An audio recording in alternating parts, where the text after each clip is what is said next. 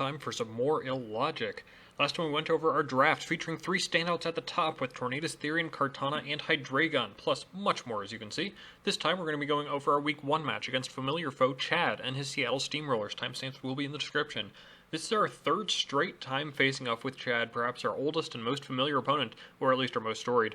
Seasons 2, 3, and 6 finished with us besting Chad in the finals, but since then, Chad has knocked us out in Seasons 7, 8, and 10, making the finals in all of those seasons as well, but only winning Season 7.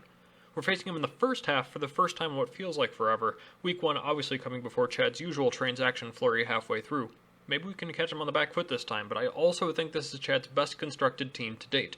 Probably helped by the extra points everyone got, but we don't need to talk about that. Instead, we'll chat about his Azelf, Keldeo, Landorus Incarnate, Sandforce only, Basculin, Kyurem, Moltres, Pikachu, Togekiss, Scizor, Tyranitar, and Gastrodon.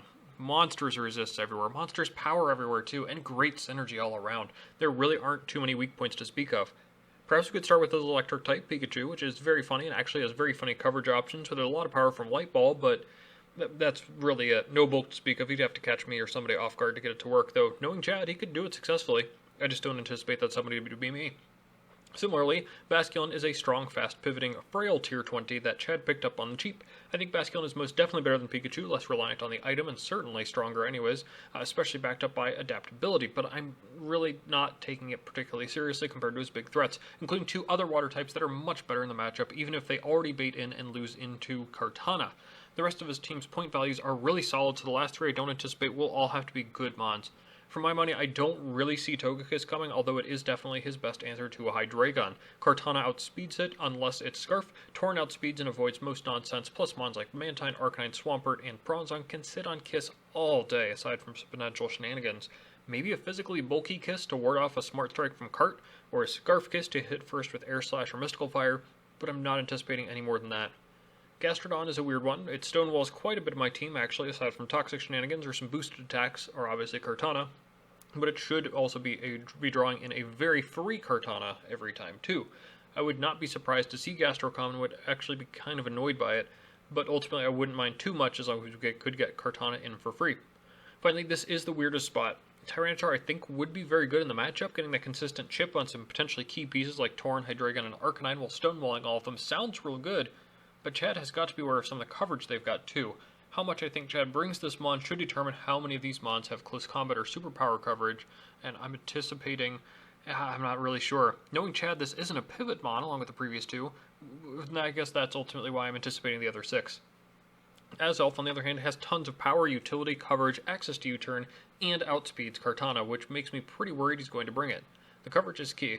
We have Knockoff, U-turn, Stab, Grass Knot for Swampert, Dazzling Gleam for Hydreigon, Stealth Rock, something like Flamethrower for Kartana. He can't bring everything, but he's also so fast it's tough to test what he does or does not have, so it could be a pain trying to take this thing out. Keldeo is real good, even if it gets outsped by Kartana by 1 point, and I have a Mantine. The dual stabs hit most of my team way too hard, so a Specs or Scarf set would be a pain to deal with, but I also have to worry about a Subcalm Mindset to ward off switches and Mantine. That would mean foregoing Flip Turn, but I find it very possible, if not incredibly likely. Landorus is similar to Azelf, but with more power and a better typing. Aside from being outsped by Cart, Lando seems like a better Azelf, or I guess a second one, and its coverage is unpredictable too. I can anticipate it a little better than Azelf to have something like Earth Power and Knockoff to hit Cart and Brong in particular, but maybe U-turn to pivot, Rock Slide for Mantine, Grass Knot for Swampert, Stealth Rock, Swords Dance, Rock Polish, and the item too. A Scarf, Expert Belt to hide it, not to mention the extra power when backed up by T-Tar's Sandstorm. Sheesh. The next 2 go together, Moltres and Scizor, even if it doesn't appear they should at first glance. I've talked a lot about Kartana so far because I believe it is a central focus in this matchup and all of the others. Kartana snowballs easily, and Chad has to know and be prepared for that. To that end, he has 2 4x Leaf Blade resists in these 2, which also resist Smart Strike, and Moltres further resists Sacred Sword. Knockoff is all I've got, and these 2 also both have a Roost to potentially heal off that damage, plus U-turn to pivot out if they get a good read. Moltres can also Toxic or Defog while providing decently powerful flamethrowers, and Scizor can either threaten straight up bullet punches or Swords Dance up to threaten everything. The other mon that of course threatens everything is Kyurem, his first round pick that packs the Stab Freeze Dry. Swampert and Mantine look great in the matchup? No they don't, Freeze Dry.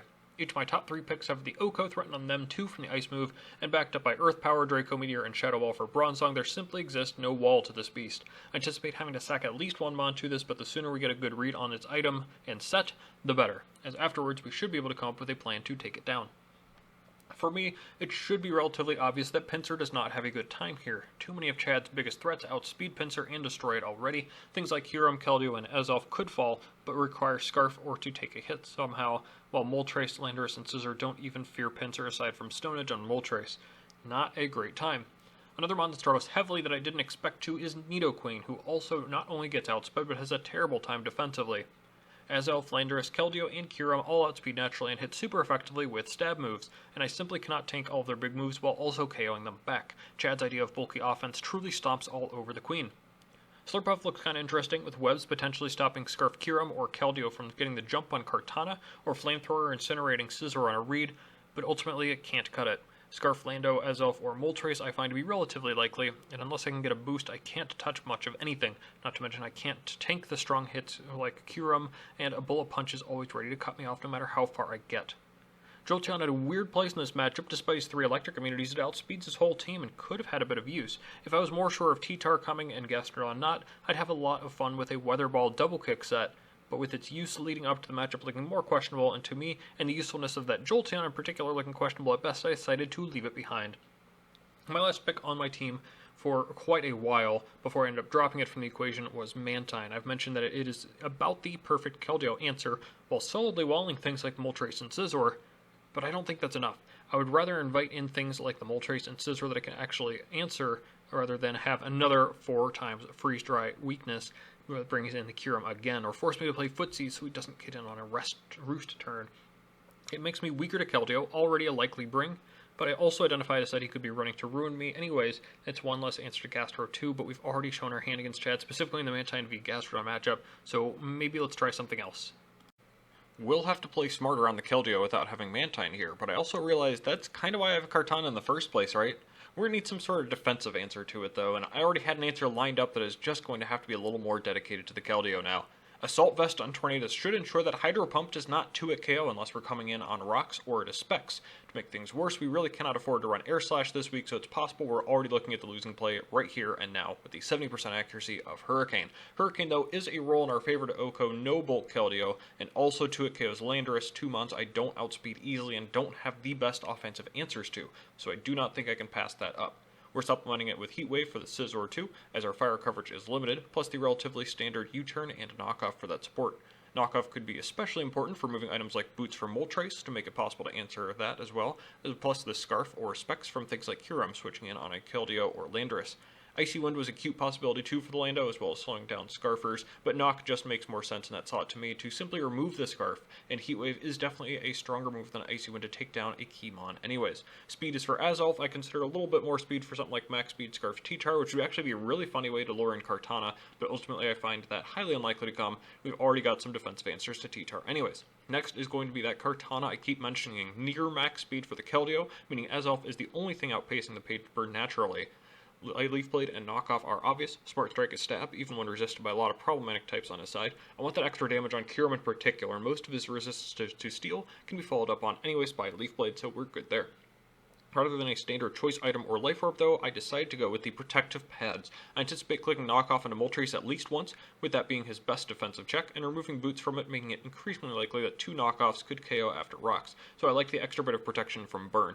I waffled between a few choices in that last slot. Sword Stance was on the set for a hot minute, but I never ended up coming up with a reasonable enough time for me to click it, especially with the whole Moltres sitting there. Toxic was pretty interesting too as a way to nail Moltres with a timer, though Scizor is an answer as well, and that would be immune. Protect was a possible way to stall out Toxic Chip that already exists on stuff, as well as Scout for things like Scarf. In the end though, I went with Sacred Sword as more consistent damage, particularly the ability to Oko the T-Tar from full, as well as more consistent damage for Scizor, another in-between move that could let me KO what is in front of me while doing good consistent damage to other answers like that Scizor. Next up is going to be the Hydreigon, and this time we've got a Chople Berry to lure in Keldeo and KO back with the Draco Meteor. My favorite part of Hydreigon's matchup is the spam ability of Dark Pulse, with Keldeo being a somewhat frail resist and T-Tar having to fear other coverage options like Superpower. The ability to spam that and do about half to targets such as Moltres, Scizor, Lando, and Fizdef Gastro is too good to pass up. Draco Meteor is the obvious follow-up to KO Keldeo as well as KO Kyurem if we can get the chance. We'll get that in a little bit. The last two moves aren't obvious because of how many options we have. I kind of liked Rock Slide as an idea for Moltres, but I think it's probably going to go physically defensive anyways, and Dark Pulse does great damage anyways. Superpower again is a similar option for the T-Tar, but the uncertainty of it coming in at all is a bit suspect, plus the other options I'm seeing to deal with that Mon. I also definitely consider Defog as an option, as Tornadus obviously can't be running that with the AV on, but with Boots on my other Mon weak to rocks and 3 resists, I ultimately decided I didn't need to run that either. Instead, I filled out the moveset with more strong special attacks. Flamethrower Oko's all Scizor and should be able to KO it after a Draco 2, even after the drop. Flash Cannon is a way to touch the Togekiss, which, if physically defensive, should take almost half, as well as a way to touch the T-Tar at least a little bit, which could be more important as it doesn't have a way to heal back up like the Togekiss does. As for EV investment, this is a little bit suspect, honestly, but if there's a time to test Chad's investment tendencies, this is it. Outspeed Kyurem by 3 base points, right?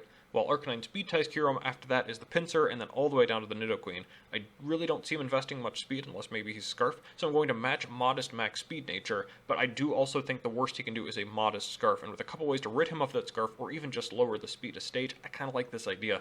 Besides, I anticipate him to go max HP on the Kyurem, which would mean missing out on an attack or a speed investment. Considering the steps down on my speed tiers, I would suspect he would go for the power on Kyurem rather than speed. There may be a scenario when it comes down to the speed investment, but I think it's something I'm willing to take to be able to run Modest myself. The final point on Hydreigon that ties heavily into speed, going back to the item choice of Chople Berry. Yes, I'm using this as a bit of lore for what I see as perhaps the biggest threat I am the least prepared for. However, that item doesn't show or reveal much of anything. So my plan is to heavily bluff that I'm holding a Choice Scarf with Hydreigon. I'm foreseeing a situation, for example, where Kyurem comes in on Torn as a U-turn out. What's my best answer to it? Bronzong defensively, of course, along with maybe the Arcanine. I don't know if I outspeed the Kyurem, but what if I bluff the Choice Scarf? If I decide to bring in Hydreigon against Kyurem on a free switch, it may telegraph to him that I'm holding a Scarf and force him out appropriately, playing differently or around the Scarf that doesn't exist. Later, when I click Dark Pulse and he brings in the Keldeo, I surprise him with the Draco Meteor. That's the plan, at least. The sooner we find out if Kyurem is Scarfed or timid, the better, and we're also hoping he doesn't try and take advantage of a locked Dark Pulse with a sub, lest we lose the initiative from the surprise. The second half of the team seems like the defensive backbone, but I'm doing something potentially a little different with Arcanine this time. The sets have all been a little different from the norm, but we're going to go even further with a fully offensive Arcanine with Flare Blitz as stab, Wild Charge to catch a Keldeo or Moltres, close combat to murk the Kyurem or T-Tar, and extreme speed to pick off weakened targets. Max HP to take the recoil and sand chip better, as well as the ability to take things like Choice Locked Freeze Dry or a Bullet Punch, further reduced by Intimidate. His speed really doesn't do much for us here unless we're fully invested only to tie with Kyurem. Although I said Intimidate, I definitely waffled between several choices. I know Intimidate would make this a better Scizor check. Justified was actually a really cool option too because it could come on knockoffs pretty well and get that extra attack boost for my 4 offensive attacks moves. However, I decided on Flash Fire to make this a better Moltres answer to be able to come in on that, and it really doesn't threaten me with anything except you turning out and potentially a Toxic. My favorite calcs with this thing, though, come from the max attack Adamant Extreme Speed, doing almost a third to Keldeo, Landorus, and even max HP Moltres. Chipping things down with Rocks, Sandstorm, Knockoff, Dark Pulse, even a Draco can not only get me free hits with Kartana, but also the ability to pick things off with Extreme Speed Arcanine. I may try and play a little faster and looser with this Mon, or I may save it in the back to pick things off with Extreme Speed in the endgame, but that'll really depend on Kartana. This was my replacement for Mantine because even though I have a worse matchup for Keldeo with this Mon, the power replaced it well, and more importantly it's got a defensive profile for the matchup. I wanted another Freeze Dry resist, yes, but above that is the prediction game around Kartana. I can probably get Kartana in relatively easily against something it threatens. What does Chad do in that instance? Probably go into Moltres or Scizor, especially if I'm threatening a knockoff for a Scarf user. Arcanine's matchup into those two in particular is simply incredible, making it easier to pull off the double switch or have a dedicated switch in after the knockoff. I think it works pretty well, hoping to be able to bring this in a few times, hence the boots, each time firing off a big move and going into appropriate Mon after. Those, of course, may be the small defensive core that pairs up with the Tornadus. Swampert is going to be our physical bulk, complemented by the leftovers. It's a better T-Tar check for the Rock Dark Spam as well, and it's got even more pivoting around with things like Flip Turn, giving half of our team a pivot move, which is pretty cool. It's pretty spammable against everything but Gastrodon 2, which I don't mind trading Toxics with, unless he's got the Togekiss, but we've got all sorts of other issues if you bring Heal Bell, Togekiss, and Storm Drain Gastrodon. Either way, Protect is kind of cute. It racks up toxic damage, potentially Sandstorm damage on the opponent too. You can also scout a choice item or a coverage choice from something like Landorus, see if that has the Grass Knot for coverage. And Earthquake is of course just straightforward, consistent damage, especially for something like a substitute Keldeo or a Roosting Moltres, both of which I would expect to come.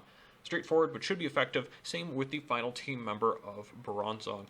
Levitate is, of course, great for the landers, which, when paired with the Culverberry for knockoff, should make this just an amazing switch into it. I would love to go physically defensive to be able to help with the body press, power that up for something like T-Tar, but I think I need to be a little more specially bulky here to tank Kyurem hits much better, but I still have body press on there to be able to at least tickle things like Scizor or Keldeo, important if the latter starts substituting up. That's why we have just enough defense investment to make sure that we can break that sub every time.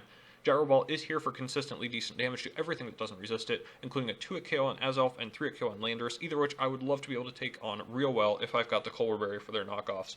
I'd love to run lefties too, though, to dedicate myself to tanking Kyurem, but I think I need to find a time to rocks in front of something while threatening it, so the two mentioned previously may provide the opportunity to do that early or mid-game, unless I'm just able to just find my way in front of Kyurem for free.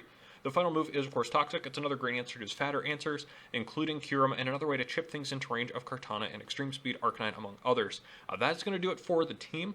If I feel pretty good about it, it's maybe a little bit light on things like Togekiss answers. It feels like I'm trying out a lot of different things. I'm kind of testing this playstyle a little bit while also learning about my team. So this could go in several different directions, probably. Let's see what happens in our third straight matchup against Chad's Seattle Steamrollers.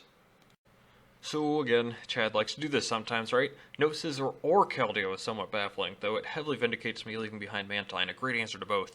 Instead of Keldeo is the other water-type Gastrodon, making the flip turns much less free, and in the place of Scizor is his other pseudo-dragon resist, T-Tar, which should power up the Lando to stupid levels.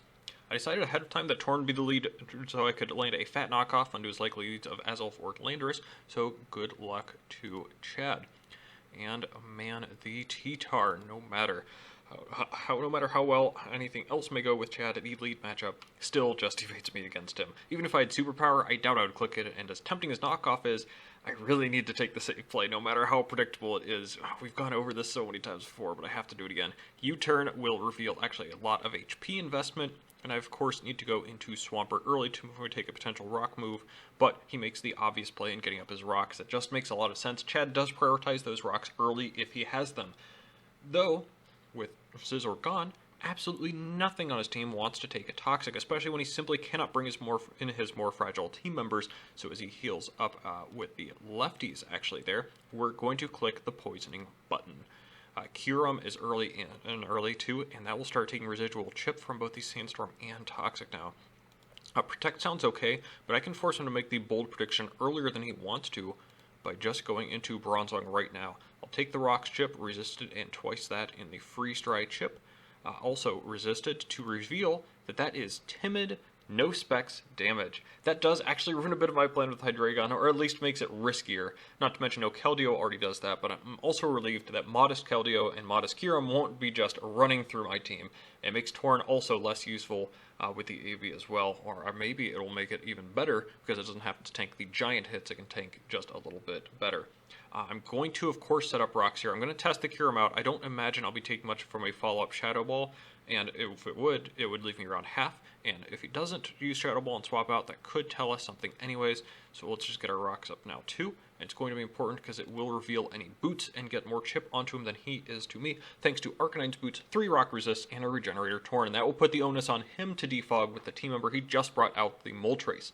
Man, is it ever tempting to lay down a fat Toxic on this now.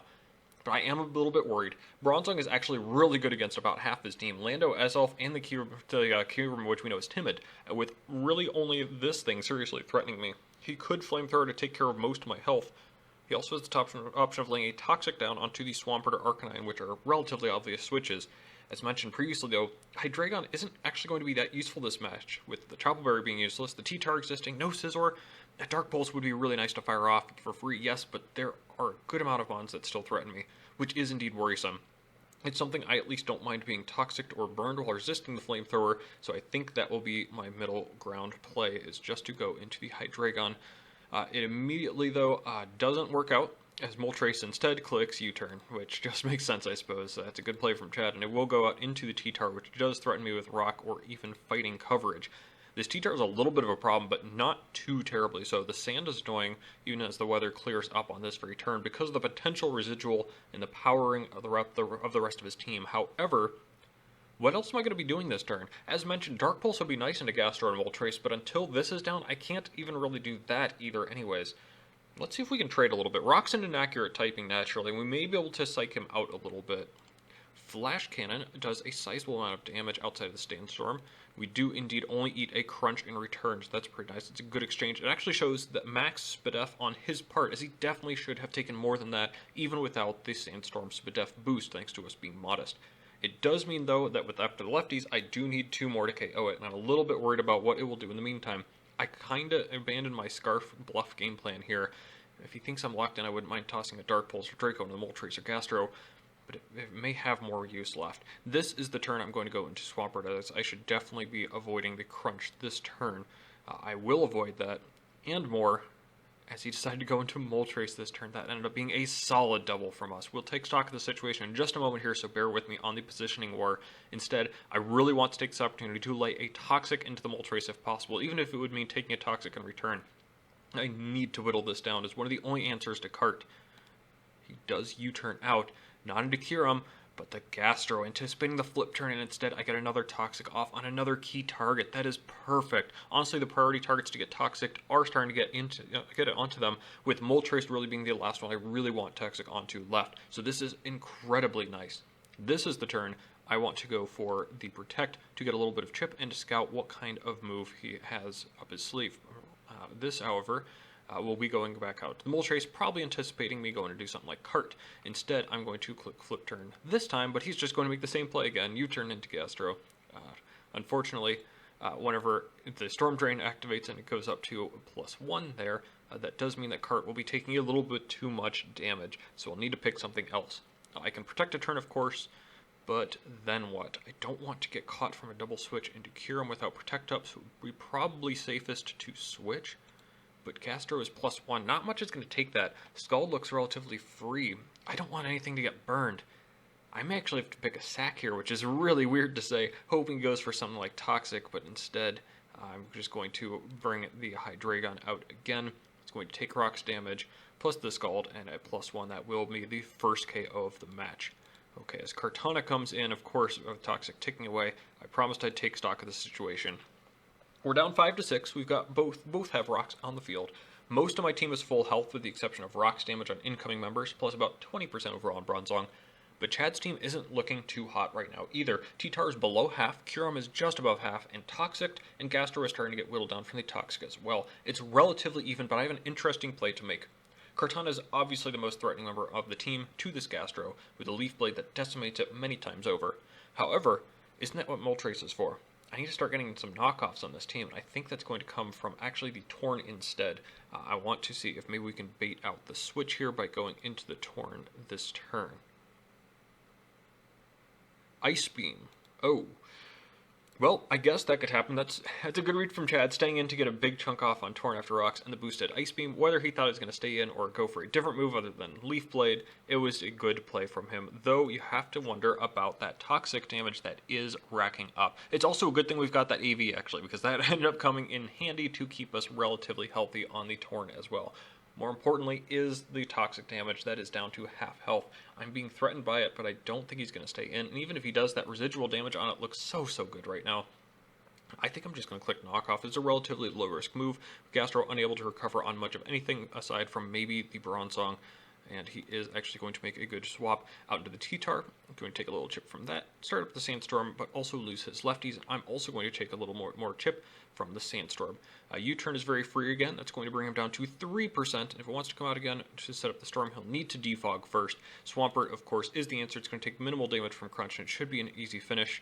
Except that I am relaxed now, so I get to, I wanted to show up the slow flip turn. The only time I really wouldn't want that, though, is right now when I'm trying to finish the T-Tar off.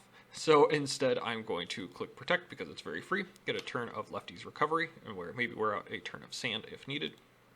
And then I'm going to click Flip Turn. However, it's the Gastro again, getting that special attack raise. Annoying. But again, the Moltres is required to defog Rocks away first if he wants to get the Sand back up, which is nice. Again, the onus is on him to do that, so I am cool with it. Jeez, did I take one turn of Sandstorm Chip and 2 full go-arounds of T-Tar? That's pretty cool. As for here, what's the plan? Gastro is threatening a Toxic, maybe a boosted attack on what has been my most important piece of the game thus far. But could I potentially take that anyways? started thinking at this point about what's left on the board. Kartana is a great mon, yes, but the mons it takes advantage of in the match are already weak, the T-Tar and the Gastro in particular. Similarly, the Gastro and maybe the Lando are the biggest threats left to my Arcanine, who I haven't brought in yet. Clearing this out means one less opportunity for Kartana to get a KO, yes, but how do I get in safely against this? On a recover, just to let it heal and swap out? Meanwhile, Arcanine's matchup is actually pretty stellar. Actually, it was even before T-Tar went this low because I had close combat on it. So maybe I need to refocus on my win con. Get the Landorus and Azelf in range of E-Speed and take out this Gastro? That could work. Either way, keeping this Gastro low and or punishing it is a great idea. Worst case scenario, he brings in Grass Knot Landorus this turn, but I'm not too terribly worried about it. Let's just go for the Earthquake on this turn. 44% damage implies this is a Spadef Gastro, and he just recovers. Great, that's fine. Keeps it about the same health. Another recover will result in a KO if I Earthquake, so this could be an opportunity to switch. Into what? A +1 special attack? No, I'm good. Unless he switches this turn too. This could be the turn he goes into Lando. What's my switch to that? Torn, maybe? But it's right there. I've been over-predicting a little bit too much this match, especially with the cart swap, but that one was pretty forgivable, I think. I'm just going to Earthquake one more time. If he swaps, I get up to full health. That's totally fine with me, actually, and this will actually connect with the Gastro. Its parting gift will be toxic before succumbing to the poison itself, and that will make it 5-5. It's a little bit of a timer on Swampert. No more water immunity, though, makes Flip Turn that much better, which is amazing. Kyurem is his answer. That makes a lot of sense. It's going to take the Rocks chip. Freeze Dry is incredibly obvious. Last time, though, I swapped out into Bronzong, adding in all the chip it took earlier, plus the fact that this isn't a boot set. I'm going to click Protect this turn, and we're going to find out what happens. Get the Protect off pretty easy. Well, he did bring Shadow Ball, and with Timid, I'm not convinced that would have actually taken Bronzong out in 2 attacks, but it would have left me low. I think I'm going to have to play this as though it is Scarfed, meaning I can Flip Turn out, and... well, wait a minute. I'm actually taking some Toxic Chip right now. I don't want that to stack up. I'm not suggesting he stays in, but what would he go into? I think I see a great candidate for him. One that doesn't take a dummy amount of chip from the Flip Turn by merit of being super effective or against weak defenses of the state. That T-Tar could definitely be sacked this turn just to try and get that chip on Swampert by Gastro's toxic damage. If that's the case, I want to make a middle ground play to cover for Freeze Dry. I don't really have too many of those. I do have an AV on Torn, though, for a reason. If he does go T-Tar, I'll get a little bit of recovery from Regenerator. Luckily, I made that exact correct play. He does indeed sack the T-Tar to Bronzong's Rocks 5-4, and I go into Torn. Kyurem is low, and the others are all healthy, and while Kyurem does outspeed me, I don't blame him for choosing a different option. Moltres is kind of curious, though, honestly. I thought maybe the Lando would come in here, but maybe he also doesn't want to risk the Hurricane. Either I do wish to take this opportunity to get rid of his boots and get him into a precarious position with the Rocks. We are going to do it. That will reveal that it is fully physical defensive, as expected, and in turn he rightfully defogs. That makes good sense to me, of course. The Rocks did end up hurting him more than me, and I thought that was pretty good. I don't want to make contact with the Moltres, though, anymore, just to, because in case I want to risk the burn. So it's either switch or click Hurricane. I want to pressure the Moltres more, for sure, so I'm going to click the Hurricane button this turn. Miss, yeah, that's expected. And Flamethrower in return does, it's a little bit, not too much thanks to the AV, but that does mean okay on another turn. Oh well, no point in continuing that. Let's just go out into the Arcanine, and of course that's the turn he U-turns out. That's a good play, of course, and free Landorus as well. Ground moves will obviously KO. Rock moves are a bit risky. I have 2 plays here. Arcanine is too good later in the game to risk right now, so I've got to go into one of my ground immunities. Bronzong is definitely the better switch, but doesn't it have a little bit more work to do? Kyurem is out there still, and Bronzong actually beats that and Lando very well, plus probably the Azelf unless it's carrying the fire coverage for Cart. It's riskier in case he goes for the rock coverage, but Torn should survive any rock slides coming my way anyways, and then I can knock off, or if I'm outsped by Scarf, that would mean that it's a free Cart or Bronzong right after. It won't even take that long, though, because as Torn comes in, down to 55% from rocks, ooh, the Stone Edge connects to clip its wings 4-4. Kinda sucks that Torn couldn't do too much, but I appreciate its ability to come in so often. Reliable, got a little bit of damage off at least, and as a pivot, it was nice. That Lando may just be physically invested too. We'll have to see what the item is. Actually, we can find out right now. As I mentioned previously, that Kartana really doesn't have too much use anymore, so I'm thinking we could just bring it in here to clear off an item, as Leaf Blade doesn't actually KO from full.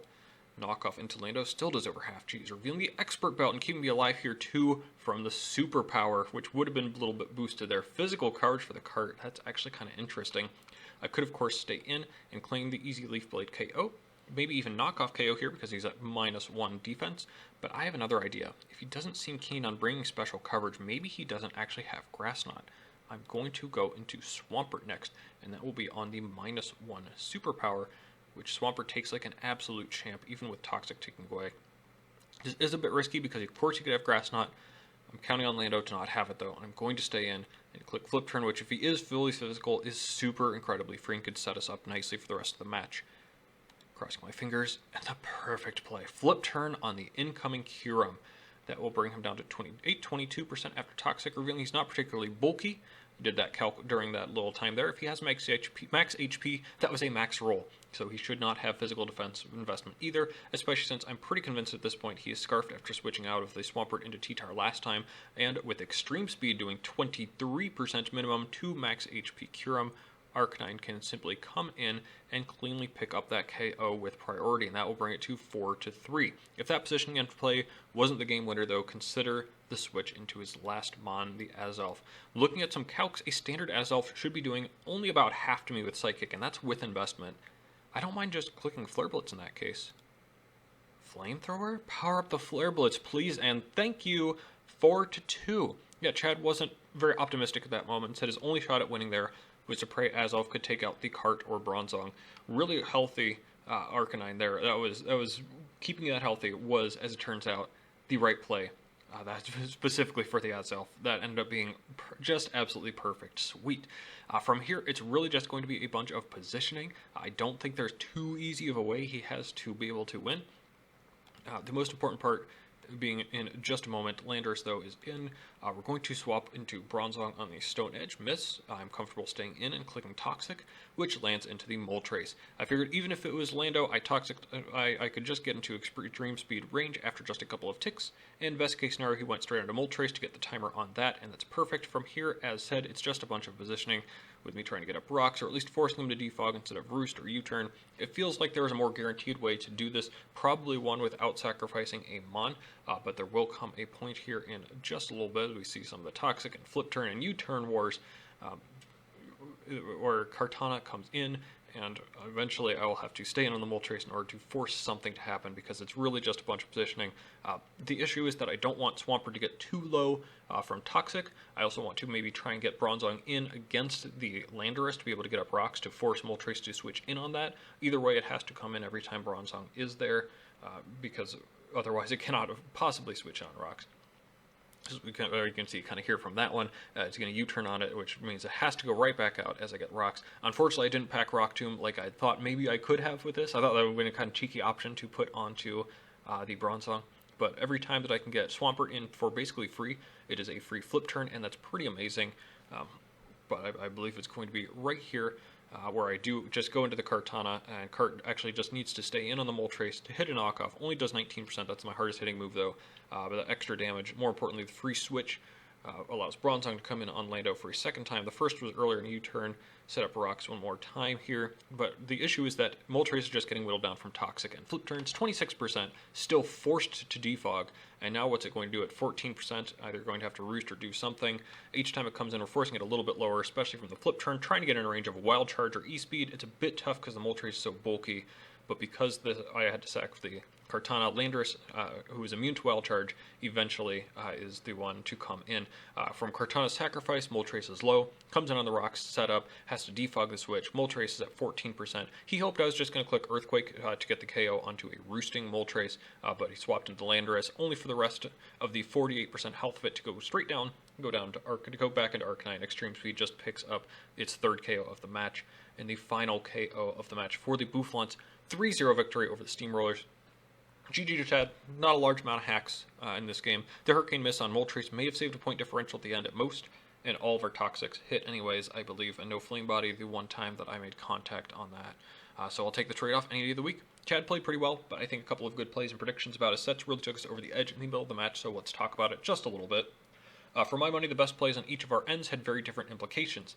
Yes, he was able to KO my Hydreigon early with a +1 Scald, but he took a ton of Toxic Chip for his troubles. Yes, he KO'd the Torn with a surprise Stone Edge, but at that point I had a good idea about how to handle the Lando.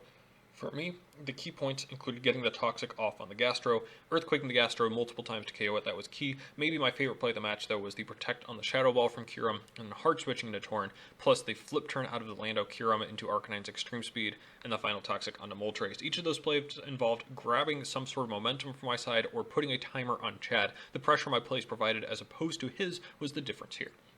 Going further, I'm a bit confused about some set decisions from him.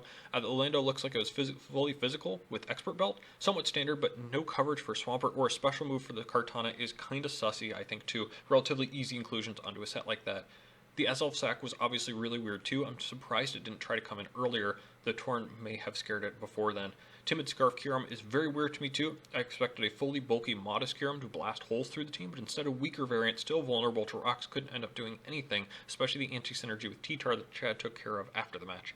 The T-Tar too, fully specially bulky, is cute and all, but I had plenty of physical coverage options to cover it. Pretty lucky for him we removed the superpower for Heat Wave, but it would appear that we did just fine playing around it anyways. The Moltres and Gastro were fine sets. He did express that Kiss would have been a cool bring for Heal Bell, and I definitely agree. I was worried about that. Without the Scissor, that or Scissor Toxic was spammable. Now that I think about it, that means Draco Meteor was actually very spammable too, and I didn't click it once. C'est la vie. We've got to talk about my team eventually. Hydreigon was a little disappointing. Only clicking a move I didn't think I'd click at all, the Flash Cannon, and otherwise being sacked to Moltres U-turn and +1 Gastro Skull, but that's fine. It would have been cool to try and bluff Scarf with Draco, but he was right there in speed tiers. I think I kind of chickened out of it committing it. Plus the T-Tar right there, the Chopper rendered it pretty useless, so I think it was fine to, if anything, let that go down early. It would have been really cool to spam Dracos, but that's how it goes. I guess I couldn't have hit the Lando. That would have been cheeky. Rather, I could have hit the Lando. That would have been really nice, actually, but he could have just as easily had U-turn, which kind of sucks. Cart really didn't do much either. A bit expected because he had Moltres, which is about the best answer in the entire game to it, plus at least one or two ways to outspeed it, but it's still a little bit disappointing. The fat knockoff on Lando brought in range of Flip Turn, which was nice, but Flip Turn itself may have brought Lando into E-speed range anyways. Torn was also pretty okay. It was a reliable switch to be sure, but missing the Hurricane did suck a little bit. A couple good knocks were appreciated, as was the chip on T-Tar, but taking the Ice Beam from Gastro, the Stone Edge from Lando, and the Rock chip wasn't appreciated either. Good pivot, reliable fallback mon, just didn't have the performance you'd really want. The bottom half of the lineup, though, was what's shown. Bronzong, of course, getting some great rocks to start, chipping away at Kyurem especially, also laying down the Toxic on Moltres at the end, and being an exceptional answer defensively to Kyurem and Lando. No offensive moves clicked, still incredibly solid. Really, though, I couldn't possibly pick MVP between the Swampert and the Arcanine. Swampert was my main pivot the entire game, got the Toxic on Kyurem and Gastro, beat the Gastro one-on-one, the slow flip turns out of Kyurem and Moltres especially, plus the Protect on Kyurem, scouting the Scarf, and being a T-Tar switch in, everything you could possibly want. Arcanine was the opposite, the endgame cleaner that only came in a couple of times late, but when it did, the game swung too far in my favor to make the comeback. Extreme Speed kept Kyurem away, and short Azelf didn't do anything to me, finished the Moltres, the cleaner I knew I needed, that looked good, the instant Gastro got Toxic. These two were amazing. I couldn't be happier with the 120s this match, and they carried me to victory. That'll do it for me. A 1-0 start against a great team in the Steamrollers. It's been a hot minute since I've dropped a Week 1. Week 2 has been a different story. Against a team that has bested me a few times in recent history, the 1-0 Waterdeep Wobbuffets off to an equally impressive victory with their squad against the Newport Noctowls. And we'll see you then.